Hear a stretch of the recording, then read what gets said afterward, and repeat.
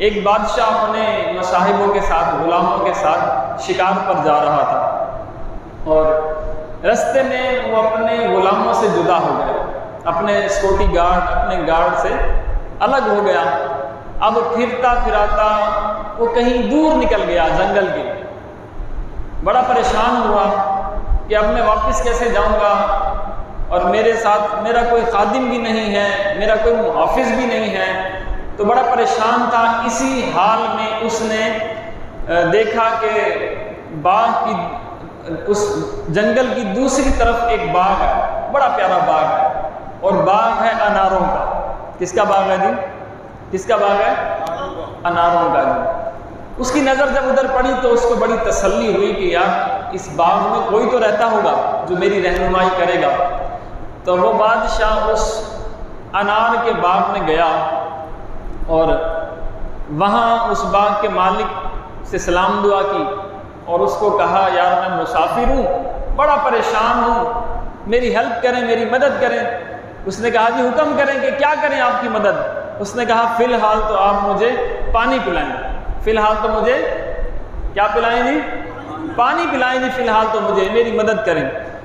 اس باغ کے مالک نے بسم اللہ الرحمن الرحیم پڑھا، درود شریف پڑھا، ایک انار توڑا درخت سے، اور گلاس کے اندر انار کو اس طرح نچوڑ دیا، ہاتھ سے اس طرح انار کو نچوڑا۔ بادشاہ کہتا ہے میرے دیکھتے ہی دیکھتے ایک انار کے رس سے پورا گلاس فل بھر گیا، فل گلاس بھر گیا وہ جوس کا۔ کہتے ہیں اس نے مجھے وہ جوس دیا، اور بادشاہ کہتا ہے میں نے اس کو جب پیا تو اس کا ذائقہ ہی بڑا پیارا تھا، اس کا ذائقہ بڑا پیارا تھا۔ تو جب میں نے اسے پیا نا، اب نیت کی بات ہے، ذرا آپ دل پر اسے لکھیے گا، اپنے پاس نقش کیجیے گا اس بات کو۔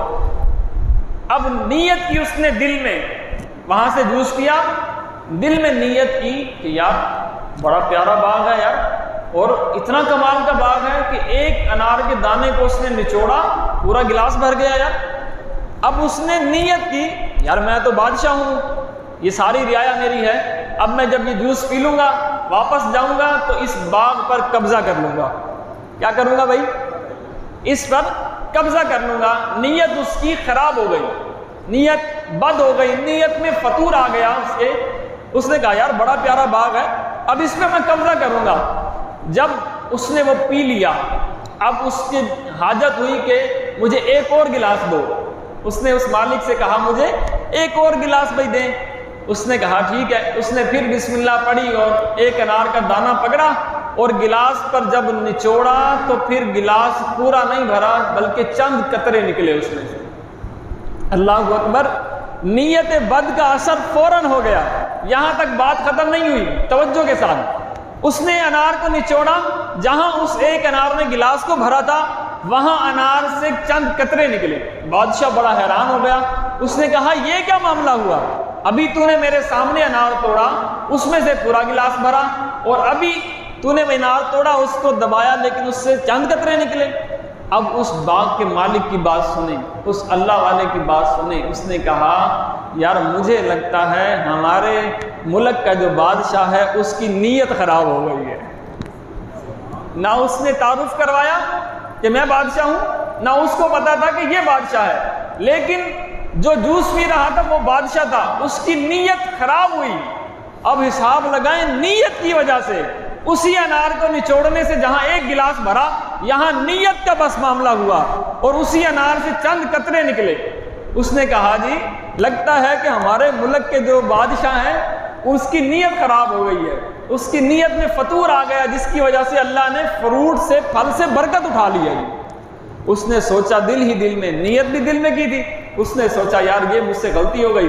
اس نے دل میں ہی کہا کہ اللہ مجھے معاف کر دے، اللہ مجھے معاف کر دے، اور پھر اس کو آزمانے کے لیے کہا چلو اب ایک اور انار توڑ کے جوس بناؤ۔ اور اس نے پھر جب بسم اللہ پڑھی اور انار کو دبایا تو دبانے سے وہ گلاس پھر فل بھر گیا۔ تو حضرت نیت کا بڑا اثر ہوتا ہے، نیت کا بڑا اثر ہوتا ہے، اور جب حکمران ایسے ہوں تو پھر برکت اٹھ جایا کرتی ہے، پھر ہر معاملے سے برکت اٹھ جایا کرتی ہے۔ اللہ ہمیں حضرت صدیق اکبر جیسا حکمران نصیب فرمائے گا، اللہ حضرت عمر فاروق اعظم جیسا حکمران نصیب فرما دے، حضرت عثمان غنی جیسا حکمران نصیب فرمائے، حضرت مولا علی شیر خدا کرم اللہ تعالی وجہ کریم جیسا حکمران دے ہمیں، حضرت امام حسن المجتبیٰ جیسا ہمیں حکمران نصیب فرمائے، حضرت عبداللہ بن عبدالعزیز جیسا ہمیں حکمران نصیب فرمائے، ویسا نہیں تو ان کے غلاموں جیسا ہمیں حکمران نصیب فرمائے۔